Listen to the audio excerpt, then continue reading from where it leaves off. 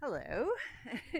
It is a fire-free yard today, but the helicopters are a going, and the wind is a blowing. And I am grateful for the wind. I am aware that it is an unusual direction for us, but it is definitely a direction that is keeping the fire away. And it is almost contained, is my understanding, and people are allowed back in their homes even so. That's a good thing.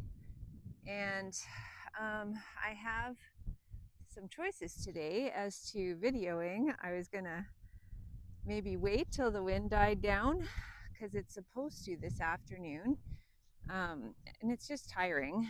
um, but I need a halter. um,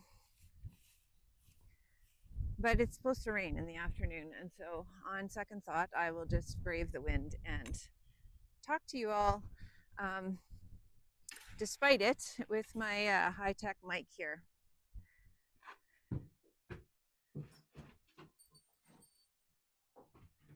Okay, so I am wanting to do some stuff with Tundra in view of you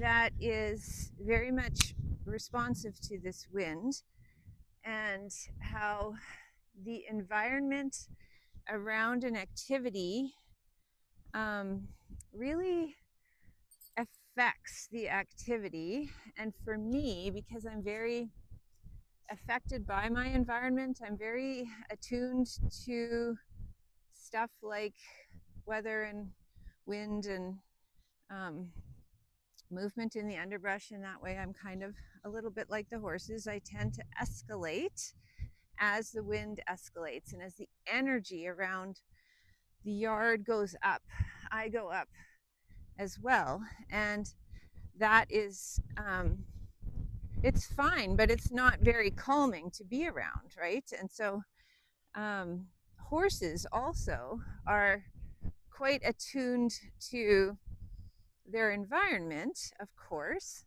as prey animals would be. And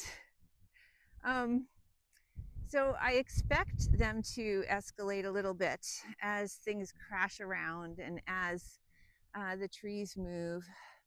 However, if you look at them right now, where are they? They are a picture of peace and calm and happy grazing. And so I don't think that the weather is the only factor in that internal escalation into alarm or a higher state of fear, or even exhilaration, which can become a little bit more dangerous. And so I'm really wanting to use today to practice grounding. And this is a nice mesh of yoga and the elemental way of looking at the world. And air is very active and moving, and so is water. Air and water are kind of indicative of our our spirit and our emotions, and all of the stuff that is swirling around us and is not it's shared, right? Like, this wind is touching all of us at the same time. But the ground that I'm standing on is solid and firm and very resistant to moving around. It can move around, but it's resistant. And I'm just going to walk a little closer. They're looking at me, but I think they're pretty happy about the grazing. And so I want to really focus on grounding and remembering that the air is moving, and the water is rippling, and the geese are flying, and all of that is very energetic, and it's something I can pay attention to. But there's also this solidity that's an option for me. there's always the option of paying attention to the earth. And I want to come back down. And this is, again, me trying to really balance myself. And I'm just going to use this little hand gesture.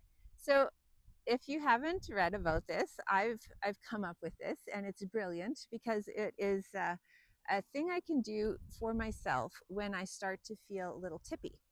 And when I start to feel a rise in a destabilizing emotion, such as anger or shame or fear. And I think those are little cues that part of me is feeling under threat and needs some attention and needs some grounding. And so when I do this, I have a tripod, and um, the tripod is, I just realized I forgot my lymphedema glove, which is helpful. And so I still have some swelling in this hand, and darn it, I left it in the house because I was just gathering so many pieces of equipment for this video.